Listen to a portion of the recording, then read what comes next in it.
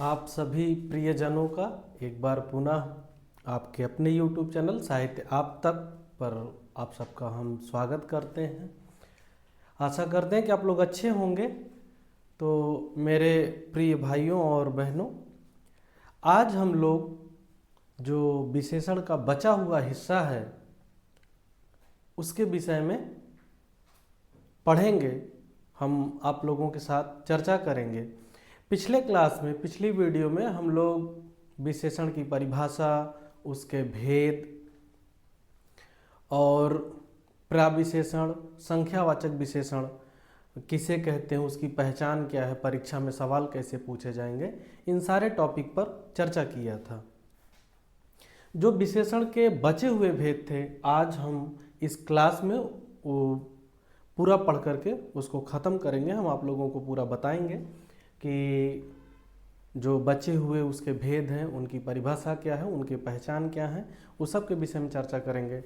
शुरू करने से पहले आप लोगों को थोड़ा सा बताते हैं कि जैसे विशेषण का एक भेद है गुणवाचक विशेषण। और जैसे मान लीजिए कि अभी परीक्षा में आपसे सवाल पूछा जाए कि उदाहरण दे दिया जाए कि मौसमी फल, इसमें कौन विशेष्य है, कौन विशेषण है, ये तो आप पहचान लेंगे। लेकिन अगर आपसे ये पूछ लिया जाएगा कि ये विशेषण के किस भेद के अंतर्गत आएगा, तो कैसे आप पहचानेंगे। या अच्छा लड़का, अब इसमें पूछा जाए कि कौन विशेष्य, कौन विशेषण है और यह विशेषण के किस भेद के अंतर्गत आएगा, तो इसी प्रकार के उदाहरण, उनकी पहचान और कैसे हम पहचानेंगे, इस सब पे विस्तृत चर्चा आज हम आप लोगों के साथ करेंगे। तो आइए बगैर देरी किए हम लोग शुरू करते हैं। तो सबसे पहले ये देखिए बोर्ड पर जो हम परिभाषा आज पुनः फिर लिख दिए हैं कि संज्ञा या सर्वनाम की विशेषता बताने वाले शब्द को क्या कहते हैं, विशेषण कहते हैं। संज्ञा के विषय में आप लोग बचपन से आप लोग पढ़ते आए होंगे कि संज्ञा किसे कहते हैं और सर्वनाम किसे कहते हैं। तो बड़ी सरल सी परिभाषा है कि संज्ञा अर्थात सब नाम, यानी जो नामों के बदले प्रयोग किया जाता है, जैसे पहाड़ों के नाम, नदियों के नाम, ये सब क्या हैं, संज्ञा के अंतर्गत आते हैं। संज्ञा के भी भेद हैं। और सर्वनाम की परिभाषा है कि जो संज्ञा के बदले प्रयोग किए जाएं, जो शब्द संज्ञा के बदले प्रयोग किए जाएं, वो क्या कहलाते हैं, सर्वनाम कहलाते हैं। तो यहाँ पे क्या है कि संज्ञा या सर्वनाम की विशेषता बताने वाले शब्द, यानी अब इनकी क्या जो विशेषता बताए, किसकी, संज्ञा या सर्वनाम की, यानी नाम या नाम के बदले जो शब्द आया हो उसकी जो विशेषता बताए, उसे हम क्या कहते हैं, विशेषण कहते हैं। और जिसकी विशेषता बताई जाए, इस परिभाषा के साथ साथ जो ये नोट हम लिखे हैं, इसको भी आप लोग थोड़ा अत्यधिक ध्यान दीजिएगा कि जिसकी विशेषता बताई जाए उसे विशेष्य कहते हैं और जो उसकी विशेषता है उसे हम विशेषण कहते हैं। पिछले क्लास में भी हम इस बात पर काफ़ी जोर दिए थे कि आप लोग कैसे समझेंगे कि स्वयं आप विशेष्य हैं, जो आपकी विशेषता है वही क्या है, विशेषण है।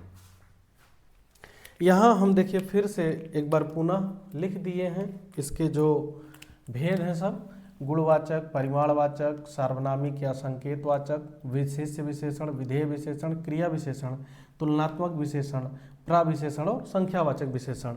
तो इन दोनों के विषय में हम लोग पिछली क्लास में चर्चा किए हैं, पढ़े हैं। बाकी जो बचे हुए आज इनके विषय में हम आपके साथ चर्चा करेंगे। तो आइए देखते हैं। सबसे पहले गुणवाचक विशेषण के विषय में हम लोग पढ़ेंगे। तो गुणवाचक विशेषण का जो परिभाषा है या इसकी जो पहचान है कि जो शब्द संज्ञा या सर्वनाम के गुणधर्म या स्वभाव, ये थोड़ा सा यहाँ हम ऑब्लिक चिन्ह कर देते हैं, या गुणधर्म या स्वभाव का बोध कराते हैं, उन्हें हम क्या कहते हैं, गुणवाचक विशेषण कहते हैं या उन्हें गुणवाचक विशेषण कहा जाता है। अब देखिए ये मुख्यतः कितने प्रकार के होते हैं, 6 प्रकार के होते हैं। ये प्रकार आप याद रखिएगा। हो सकता है कि परीक्षा में यहीं से सवाल पूछ ले जाए कि गुणवाचक विशेषण कितने प्रकार के होते हैं, तो आप बताएंगे 6 प्रकार के। वो 6 प्रकार कौन कौन से हैं, पहला कालबोधक, दूसरा रंगबोधक, तीसरा दशाबोधक, चौथा गुणबोधक। अब कालबोधक में क्या है? नया, पुराना, ताजा, मौसमी, प्राचीन। रंगबोधक में लाल, पीला, काला, नीला, बैंगनी, हरा, सफ़ेद भी हो जाएगा, सफ़ेद, या और भी जो कलर आपको याद है वो सारे किसमें आ जाएंगे? रंगबोधक में। दशाबोधक मोटा, पतला, युवा, वृद्ध, गीला, सूखा, है ना, ये क्या है? दशाबोधक है। गुणबोधक में क्या है? अच्छा, भला, बुरा, कपटी, झूठा, सच्चा, न्यायी, सीधा, सरल, पापी भी हो जाएगा। तो ये इसके 4 प्रकार हो गए। 2 अभी बचे हैं, उनको भी हम आपको लिख करके बताते हैं। अब आपके मन में ये सवाल उठेगा कि आखिर इनसे कैसे सवाल पूछा जाएगा, हमको बताना क्या होगा, कैसे समझना होगा। उसी सब पे हम आपके साथ अभी चर्चा करेंगे। तो इसको पहले आप लोग एक बार लिख लीजिए, फिर जो 2 बचे हुए हैं अभी हम उनको भी लिखते हैं। इसके बाद हम आपके साथ लाइव चर्चा करेंगे उदाहरण पे कि कैसे आपसे सवाल पूछा जाएगा और कैसे आपको पहचानना होगा।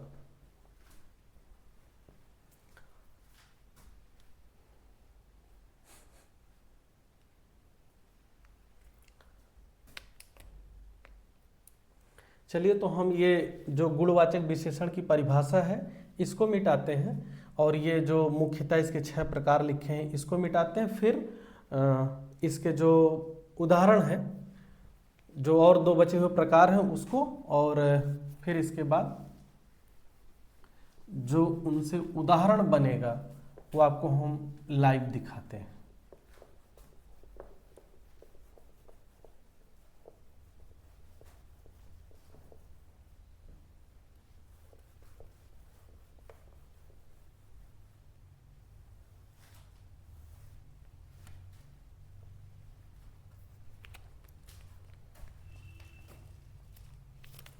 ये बोधक मिट गया है, तो ये 4 हो गया। यहाँ 5वां हेडिंग डालते हैं। ये थोड़ा सा नीचे से ऊपर हो जाएगा, आकार बोधक। एक और कौन सा है बताते हैं,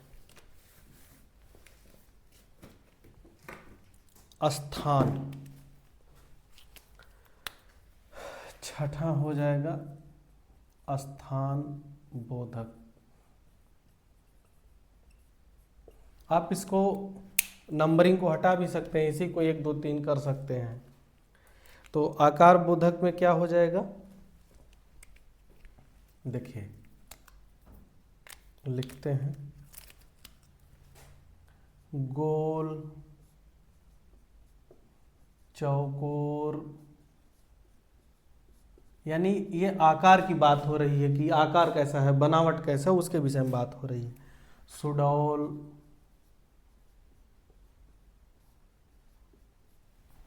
सुडौल, लंबा, चौड़ा। जब थोड़ा स्पीड लिखते हैं तो राइटिंग बिगड़ जाती है, क्योंकि चाहते हैं कि कम समय में आप लोगों को ज़्यादा बातें बता सकें। सीधा, तिरछा आदि। स्थान बोधक में क्या हो जाएगा, स्थान बोधक में आपका हो जाएगा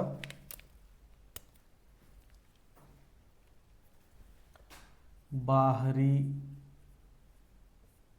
भीतरी,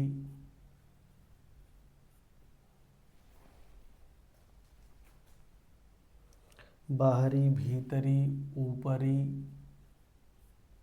सतही,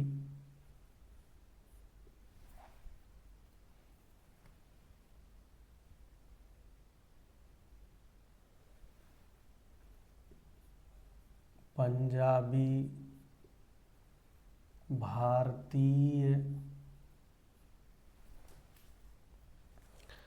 अमेरिकी,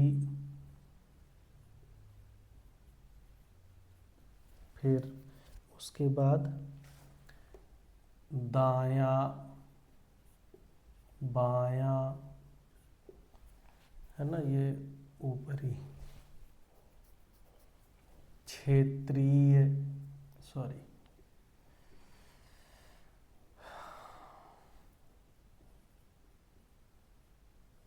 क्षेत्रीय, अश्मी,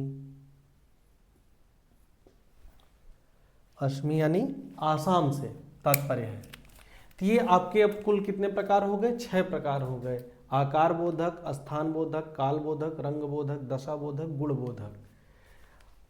ये 6 प्रकार तो हो गए। अब इनसे सवाल कैसे पूछा जाएगा और हमको करना क्या होगा, हमसे सवाल किस तरीके पूछा जाएगा, उदाहरण किस तरीके रहेगा, इसको एक बार आप लोग देख लीजिए। कि जैसे गुण बोधक में है कि अच्छा, भला, बुरा, कपटी।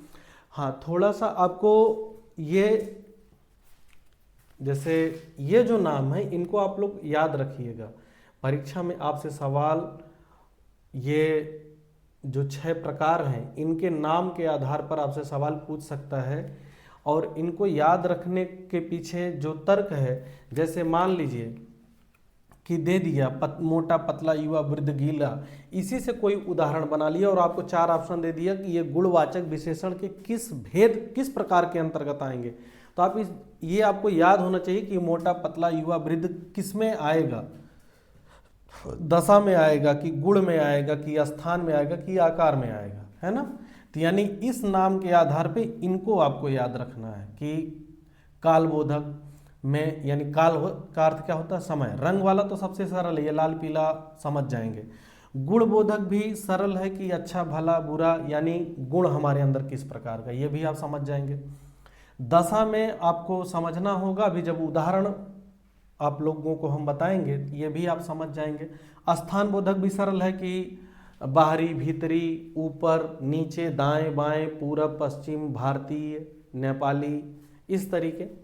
आकार भी है, सरल है ना। थोड़ा सा ये काल बोधक और दशा बोधक, इन दोनों को थोड़ा सा विशेष ध्यान दीजिएगा, इनमें थोड़ा सा आपको कन्फ्यूजन पैदा हो सकता है, ठीक है। तो अब चलिए इन नामों को हम मिटाते हैं और फिर आप लोगों को बताते हैं कि इनसे उदाहरण कैसे बनेगा और आप कैसे पहचानेंगे। कुछ उदाहरण के विषय में चर्चा करते हैं, वही मेन इम्पॉर्टेंट है।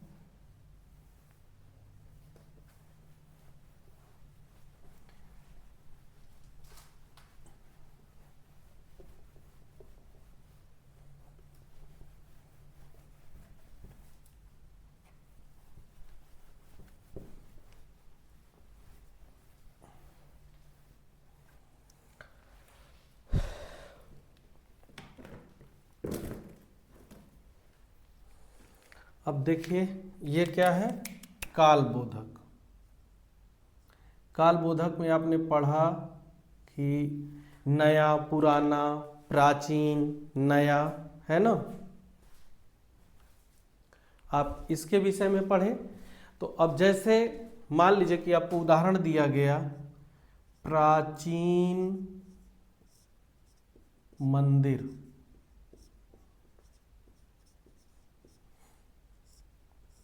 प्राचीन मंदिर। अब जो ये मंदिर है ये क्या हो जाएगा? विशेष्य हो जाएगा, और प्राचीन क्या हो जाएगा? विशेषण। यानी मंदिर की जो विशेषता है वो क्या है? कि मंदिर प्राचीन है। अब प्राचीन आपसे ऐसे दे दिया जाएगा कि प्राचीन मंदिर। जब प्राचीन मंदिर दे दिया जाएगा और आप पहचान जाएंगे कि मंदिर विशेष है, मंदिर की विशेषता बताई जा रही है, वो क्या है? प्राचीन है।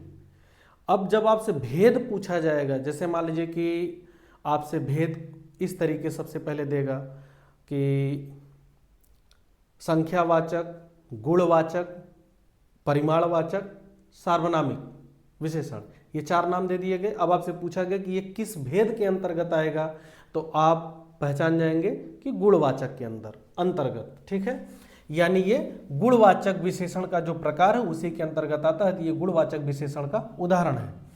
अब जब गुणवाचक विशेषण में घुसेगा, उसके अंदर घुसेगा, तब आपसे ऑप्शन में देगा कि आकार बोधक, स्थान बोधक, काल बोधक और गुण बोधक। तब आप पहचानिएगा कि ये प्राचीन काल बोधक के अंतर्गत आया था।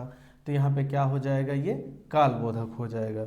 इसी तरीके अन्य उदाहरण भी बन सकता है, जैसे आप उसमें देखेंगे मौसमी, तो मौसमी फल, ठीक है, मौसमी फल। इसी तरीके और क्या शब्द था, ताजा, ताजी सब्जी, है ना, यानी सब्जी की विशेषता क्या है, वो ताजी है। तो अब ये सब क्या किसके अंतर्गत आ जाएंगे, कालबोधक के अंतर्गत आ जाएंगे। तो इसी तरीके आपसे सवाल पूछेगा और आपको इसी तरीके पहचानना होगा। हम कुछ और उदाहरण को लिखते हैं, पहले थोड़ा सा वीडियो को रोक देते हैं और हम लिख करके फिर आपको बताते हैं, नहीं तो बहुत लंबा हो जाएगा, लिखने में समय ज़्यादा लगेगा।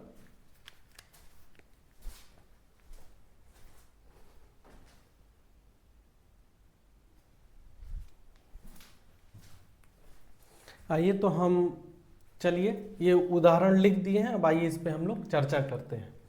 सबसे पहले आकार बोधक, इसमें हम लोग देखें कि गोल, चौकोर, लंबा, सुडौल, है ना, चौड़ा, सीधा, तिरछा, ये आदि शब्द किस में आते हैं, आकार बोधक में। अब जैसे देखिए क्या है यहाँ पे उदाहरण, लंबा रास्ता, यानी जो रास्ते की विशेषता है वो क्या है कि रास्ता लंबा है। अब ये विशेष्य हो गया, ये विशेषण हो गया।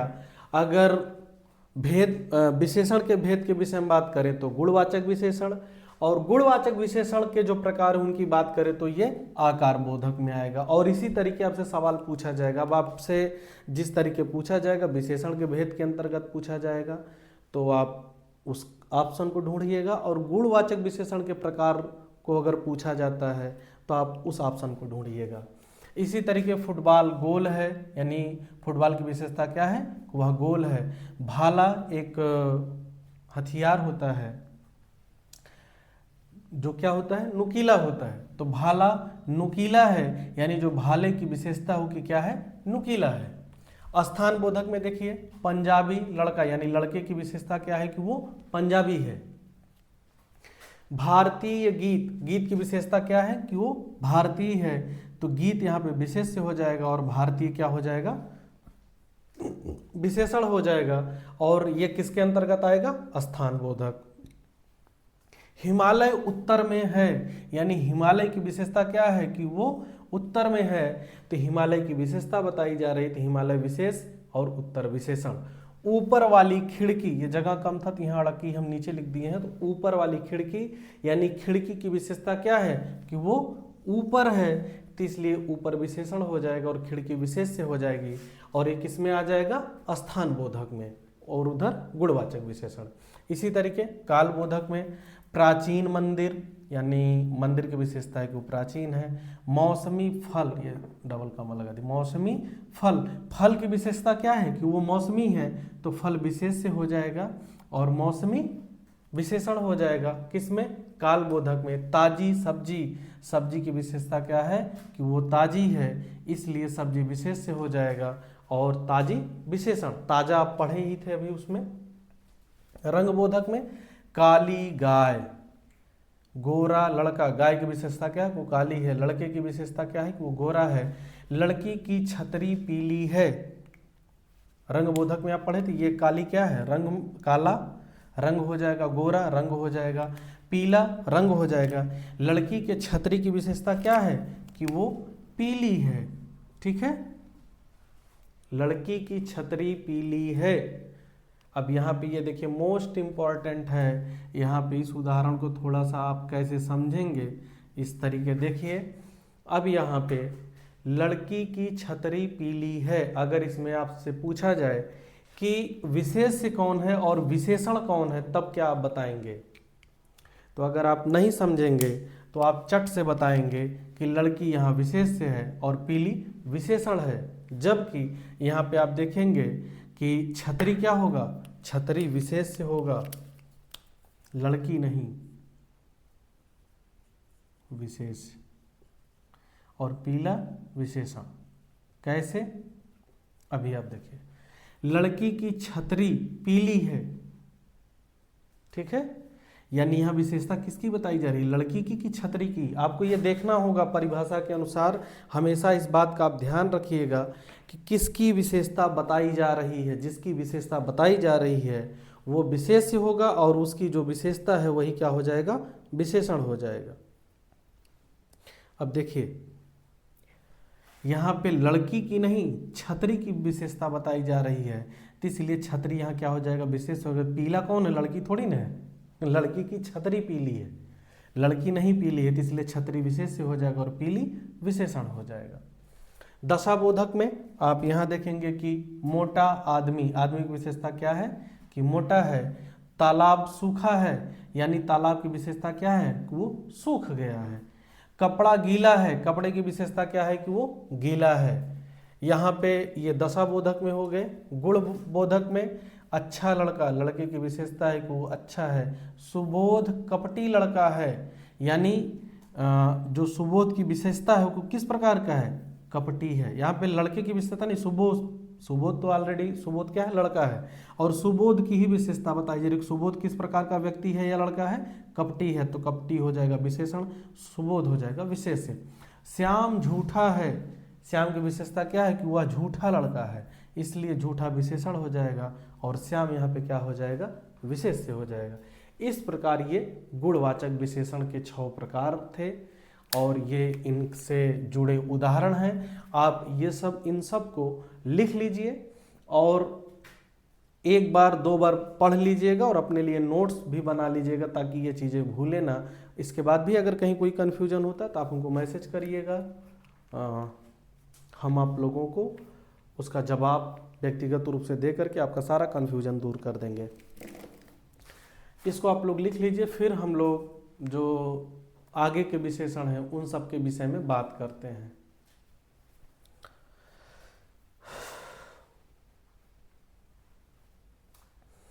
तो आइए अब हम लोग अगले उदाहरण पर चलते हैं।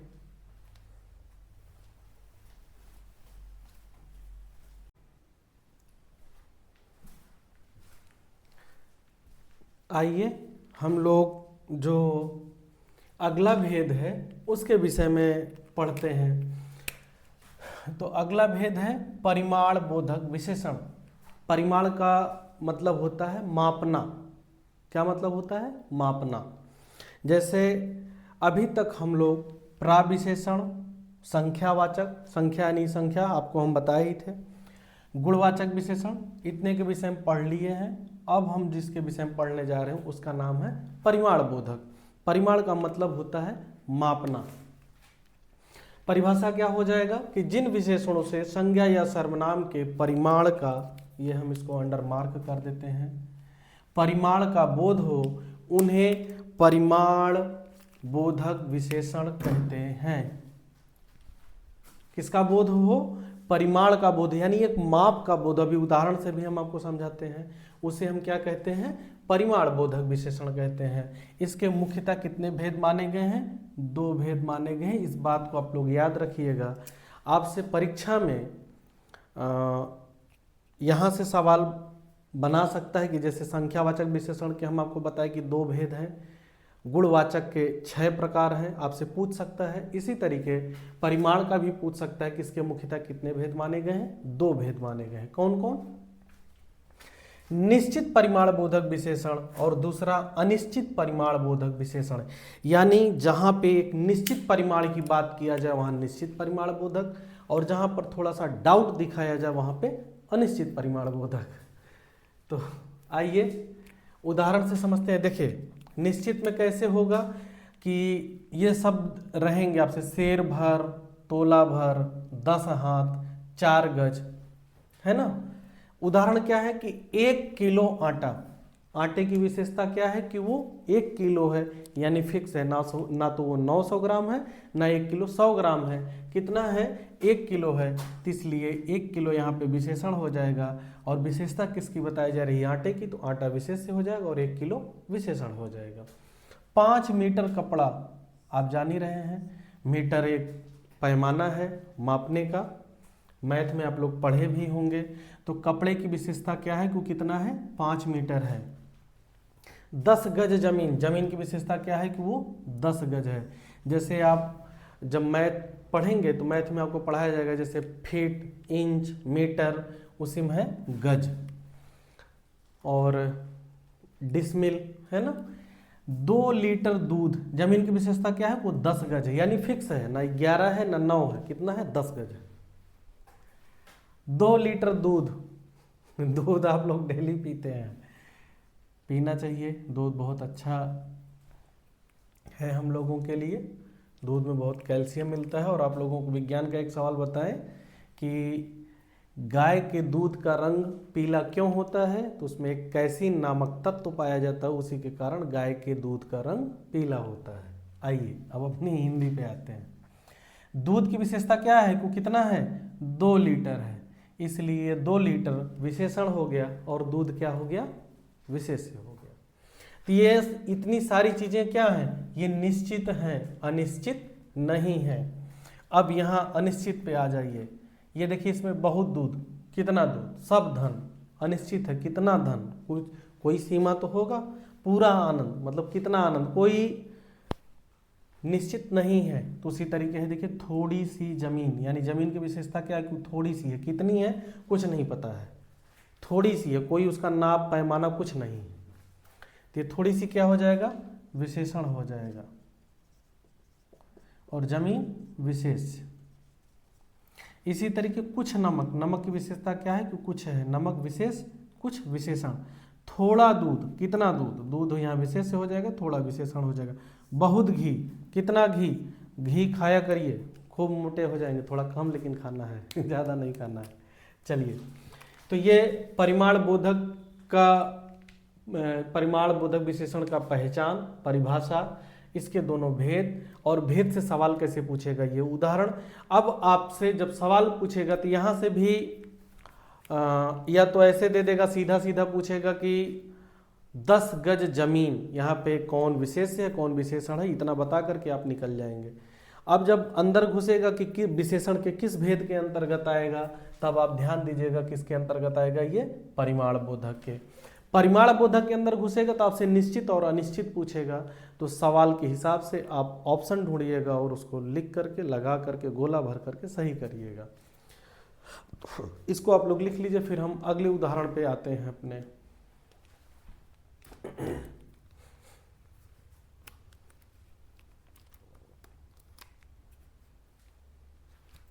चलिए, तो हम लोग अब अपने अगले उदाहरण पर आते हैं।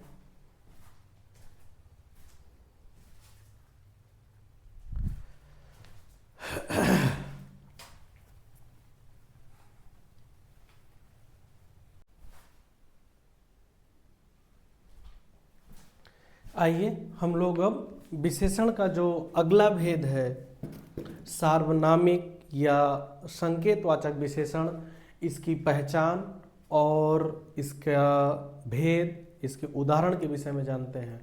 मेरे प्यारे भाइयों और मेरी प्यारी बहनों, जो लोग भी ये वीडियो देख रहे हैं, आप लोगों को बताएं कि पूरे विशेषण में सबसे कठिन अगर कोई भेद है तो यही है, सार्वनामिक विशेषण। इसलिए इसकी परिभाषा को और इसके उदाहरण को बहुत बारीकी से आप लोग समझिएगा। हम पूरी कोशिश करेंगे कि आप लोगों को समझ में आ जाए। आइए देखते हैं। सबसे पहले सार्वनामिक या संकेतवाचक विशेषण, पहला सवाल आपसे यहीं से बना लिया जाएगा कि सार्वनामिक विशेषण को और किस नाम से जानते हैं, तो आप बताइएगा कि इसको हम संकेतवाचक विशेषण के नाम से भी जानते हैं, यानी संकेतवाचक क्या है, इसका उपनाम है। चलिए अब इसकी परिभाषा पे हम लोग आते हैं। इसकी परिभाषा है कि संज्ञाओं से पहले आकर, किससे पहले, संज्ञा से पहले आकर उनकी विशेषता बताने वाले, किसकी विशेषता, संज्ञा की, संज्ञा से पहले, देखिए क्या लिखा है कि संज्ञा से पहले आकर उनकी विशेषता, उसकी कर देते हैं इसको, सॉरी ये उसकी कर दीजिए, संज्ञाओं से पहले आकर, या इसको संज्ञा करना होगा, चलिए उनकी ही रहने देते हैं, है ना, नाम के हिसाब से उनकी ही सही है। चलिए संज्ञाओं से पहले आकर उनकी विशेषता यानी किसकी विशेषता, संज्ञा की विशेषता बताने वाले कौन, सर्वनाम। सर्वनाम क्या कहलाते हैं, सार्वनामिक विशेषण कहलाते हैं।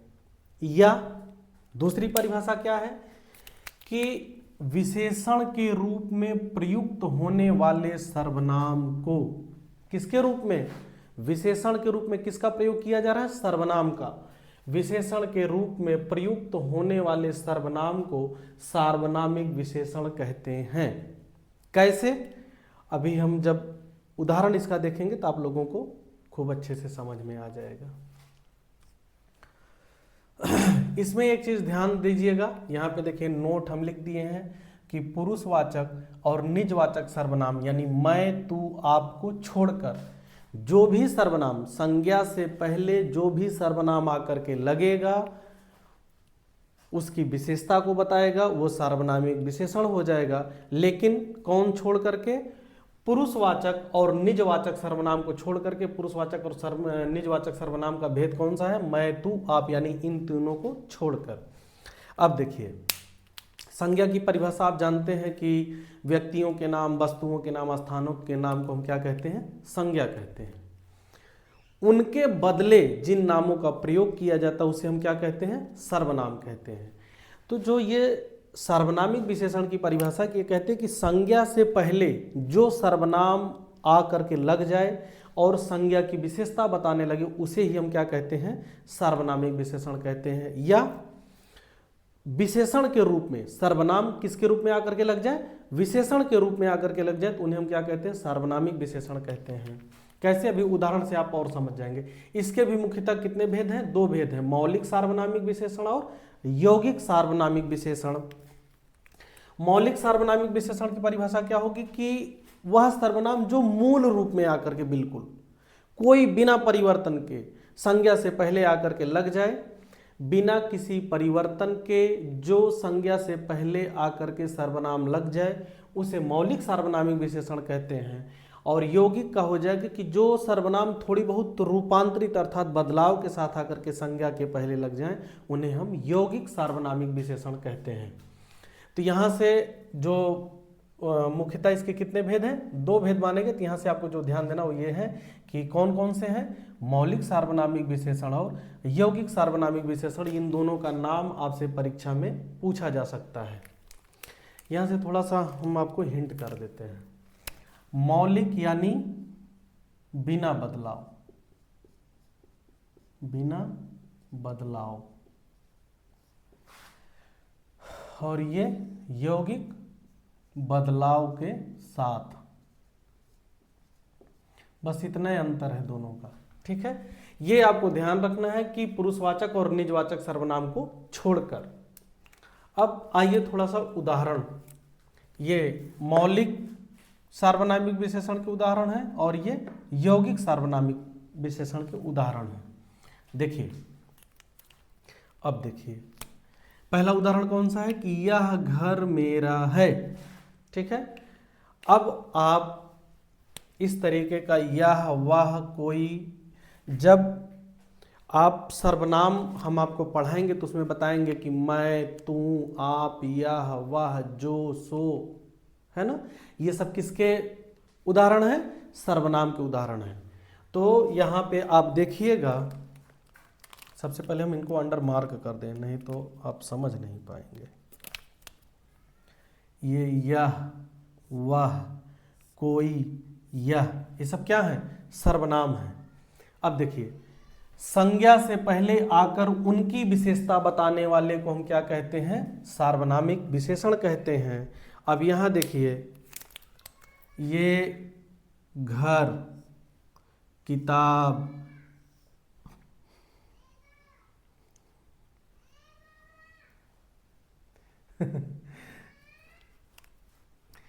आदमी,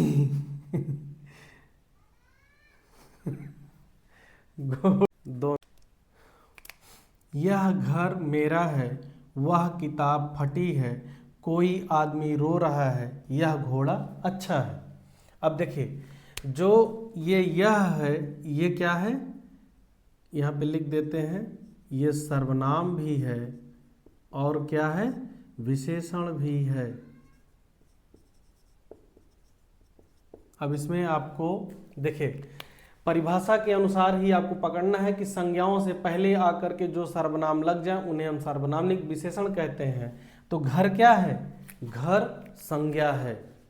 घर क्या है, संज्ञा है। और इस संज्ञा से पहले कौन आकर के लग गया है, यह, और यह क्या है, सर्वनाम है। इसलिए घर विशेष से हो जाएगा और यह क्या हो जाएगा, विशेषण हो जाएगा। किस प्रकार का, सार्वनामिक विशेषण।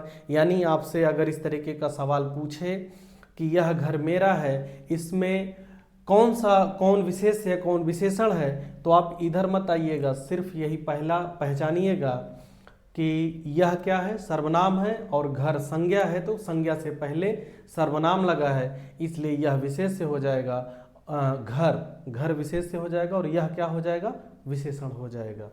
उसी तरीके वह किताब फटी है, किताब क्या है, संज्ञा है, और वह क्या है, सर्वनाम है। संज्ञा से पहले आकर के सर्वनाम लग गया है और उसकी विशेषता बता रहा है, किसकी, संज्ञा की। किताब क्या है, फटी है।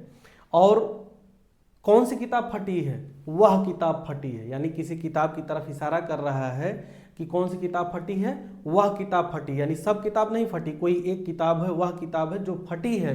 यानी संज्ञा की विशेषता आकर के ये बता रहा है कि वह किताब फटी है, इसलिए किताब क्या हो जाएगा, यहाँ पे विशेष से हो जाएगा और वह क्या हो जाएगा, विशेषण हो जाएगा। कोई आदमी रो रहा है, आदमी रो तो रहा है लेकिन कौन आदमी रो रहा है नहीं पता है, ये सर्वनाम आकर के लग गया और ये इशारा कर रहा है कि कोई आदमी रो रहा है। आदमी की विशेषता क्या है कि रो रहा है। जब कोई हट जाएगा, खाली ये रहे कि आदमी रो रहा है, तो आदमी की विशेषता क्या है कि वो रो रहा है, तब आदमी विशेष से हो जाएगा और रोना उसका क्या हो जाएगा, विशेषण हो जाएगा। हालांकि रोना क्रिया भी है। तो अब यहाँ पे कोई पहले लग गया है, तो इसलिए आदमी विशेष से हो जाएगा और कोई क्या हो जाएगा, विशेषण हो जाएगा। किस प्रकार, हमारे परिभाषा के अनुसार विशेषण के रूप में प्रयुक्त होने वाले सर्वनाम को हम क्या कहते हैं, सार्वनामिक विशेषण कहते हैं। कोई आदमी रो रहा है, तो कोई यहाँ क्या हो जाएगा, विशेषण हो जाएगा। यह घोड़ा अच्छा है, घोड़े की विशेषता क्या है कि वो अच्छा है, लेकिन इस घोड़ा क्या है, घोड़ा संज्ञा है। घोड़ा क्या है, संज्ञा है, जातिवाचक संज्ञा में आ जाएगा। अब यह पहले आकर के लग गया है, इसलिए यह क्या हो जाएगा, घोड़ा अच्छा है, लेकिन कौन सा घोड़ा अच्छा है, यह घोड़ा अच्छा है। घोड़े की विशेषता को भी कौन बता रहा है, यह आकर के लग करके बता रहा है, तो इसलिए यहाँ पे यह क्या हो जाएगा, यह हो जाएगा विशेषण। ये देखिए यहाँ लिख देते हैं, ये हो जाएगा विशेषण। वो भी किस प्रकार का, सार्वनामिक विशेषण, क्योंकि यह क्या है, सर्वनाम है। घोड़ा यहाँ क्या हो जाएगा, विशेष से हो जाएगा। अब आप देखेंगे कि ये सीधे सीधे है, या वह कोई। यौगिक थोड़ा सा बदलाव, यौगिक का अर्थ तो ऐसे होता है जोड़, ठीक है, क्या होता है, जोड़। लेकिन यहाँ पे क्या है, थोड़ा सा बदलाव के साथ। देखिए कैसे बदलाव हुआ है, ये बदलाव हुआ है ऐसा, कैसा, जैसा। कहते हैं कि ऐसा आदमी नहीं देखा। किस प्रकार का आदमी नहीं देखा, ऐसा आदमी हमने नहीं देखा। हम लोग कहते हैं ना कि जैसे अगर किसी की प्रशंसा भी करनी हो तब भी, और बुराई अगर करना हो, उसकी निंदा करना हो तब भी हम कैसे कहते हैं कि ऐसा आदमी हमने नहीं देखा है भाई अपने जीवन में। तो ऐसा यहाँ पे क्या हो जाएगा, सर्वनाम हो जाएगा। ये ऐसा क्या है, सर्वनाम है, और ऊपर से क्या है, विशेषण है। आदमी क्या है, विशेष है। सेम बातें सब वही रहेंगी, बस खाली थोड़ा सा ये ऐसा कैसा वैसा रहने के नाते थोड़ा सा बदलाव हो गया कि किस में आ गया, यौगिक में आ गया। कैसा घर चाहिए, घर तो आपको चाहिए लेकिन कैसा चाहिए, तो ये कैसा क्या हो जाएगा, सर्वनाम, और ऊपर से विशेषण, घर हो जाएगा विशेष। जैसा देश वैसा भेष, अब यहाँ पे जैसा क्या हो जाएगा, सर्वनाम और विशेषण हो जाएगा। देश यहाँ पे क्या हो जाएगा, विशेष से हो जाएगा। ये हो जाएगा विशेषण। वो भी कैसा विशेषण, सार्वनामिक विशेषण, क्योंकि ये ऐसा, कैसा, जैसा, ये सब क्या है, सर्वनाम है। और ये सब संज्ञा के पहले आकर के लगे हैं। घर क्या है, संज्ञा है। घर क्या है, संज्ञा है। संज्ञा के पहले आकर के ये लोग लगे हैं, इसीलिए ये सर्वनाम क्या बन गए, विशेषण बन गए। और वो भी किस प्रकार के विशेषण बन गए, सार्वनामिक विशेषण बन गए। तो ये सार्वनामिक विशेषण रहा। इसके परिभाषा को आप याद रखिएगा। पुरुषवाचक और निजवाचक सर्वनाम को छोड़ करके आपसे यहाँ से परीक्षा में सवाल कैसे पूछ सकता है कि आपसे ऐसे पूछ सकता है कि किन सर्वनामों को छोड़कर सार्वनामिक विशेषण बनते हैं, या सार्वनामिक विशेषण में कौन से सर्वनाम नहीं आते हैं। तो आप इन दोनों नामों को याद रखिएगा, पुरुषवाचक और निजवाचक। जब हम आपको सर्वनाम पढ़ाएंगे, बस जैसे ये विशेषण खत्म होगा तुरंत हम संज्ञा, सर्वनाम, क्रिया, इन 3 चीज़ों को पढ़ाएंगे।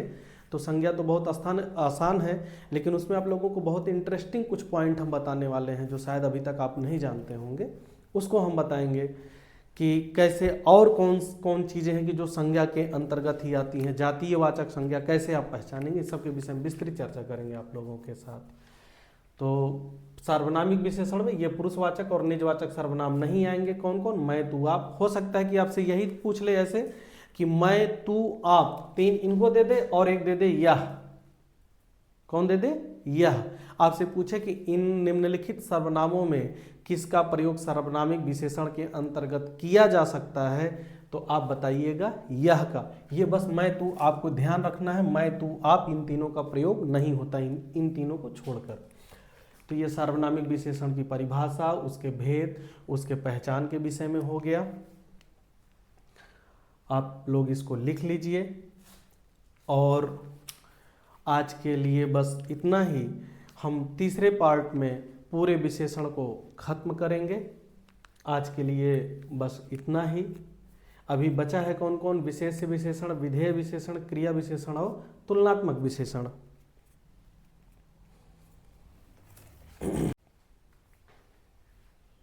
तो आप लोग इसको लिख लीजिए। मिलते हैं फिर हम लोग अगली वीडियो में। तब तक के लिए आप लोगों से हम विदा लेते हैं। आप लोगों का बहुत बहुत धन्यवाद। और कोशिश करिए कि ज़्यादा से ज़्यादा लोग चैनल से जुड़े ताकि हम शिक्षा को ज़्यादा से ज़्यादा लोगों तक पहुंचा सकें। धन्यवाद।